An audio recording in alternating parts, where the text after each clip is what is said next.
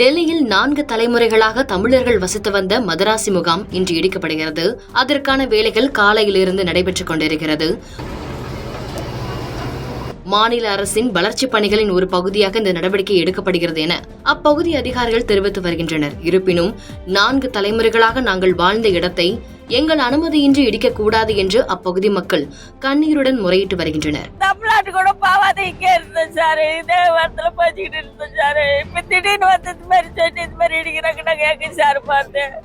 கால்வாயை ஒட்டியுள்ள குடிசை பகுதிகளை அகற்றும் பணி தொடர்ந்து நடைபெற்று வரும் நிலையில் அப்பகுதியில் வாழும் மக்களை வெளியேற்றி வருகிறது டெல்லி அரசு.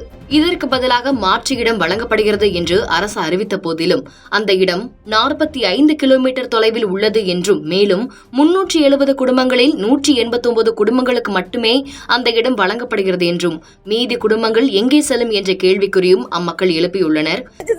பாதி பேத்துக்கு வீடு கிடைச்சிச்சு, பாதி பேத்துக்கு வீடு கிடைக்கல. எல்லாம் நாங்க தெருவுல நிக்கிறோம். மோதிக்கு ஓட்டு போட்டா எல்லாமே நல்லா இருப்பாங்க சொன்னாங்க. மோதிக்கு ஓட்டு போட்டு நாங்க ரோட்டுல நிக்கிறோம். நாங்க ரோட்ல நிக்கிறோம். நாங்க எங்க பிள்ளைகளை வச்சுக்கிட்டு நாங்க எங்க போவோம்? வேலைக்கு போய் விட்டு போச்சு எங்களுக்கு. எந்த ஊருக்கு போவோம்? நாங்க எங்க என்ன செய்வோம்? மேலும் 45 கிலோமீட்டர் தொலைவில் வழங்கப்பட்டுள்ள மாற்று இடத்திற்கு சென்றால் தங்களுடைய வாழ்வாதாரம், போக்குவரத்து, மக்கள் வசதி, பயன்பாடு என்று அன்றாட வாழ்க்கைக்கான அனைத்தும் பாதிக்கப்படும் என்று அம்மக்கள் வேதனையுடன் கண்ணீர் தெரிவித்து வருகின்றனர். சென்னையிலும் அனகாபுத்தூர் பகுதியில் இதே போன்று ஏரியை ஒட்டியுள்ள பகுதிகளை இடிக்கும் பணி தொடர்ந்து வரும் நிலையில் டெல்லியிலும் இதே போன்ற அரசு மக்களை வெளியேற்றி வீடுகளை இடிக்கும் பணியில் தொடர்ந்து ஈடுபட்டு வருகிறது.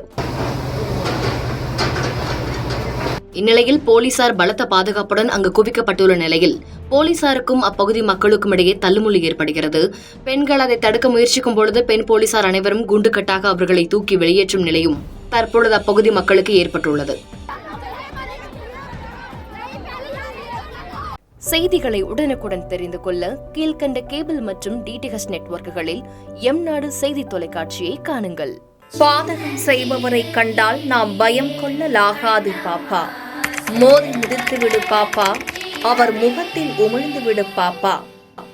அண்மை செய்திகளை உடனுக்குடன் தெரிந்து கொள்ள இணைந்திருங்கள் எம்நாடு தொலைக்காட்சியுடன்.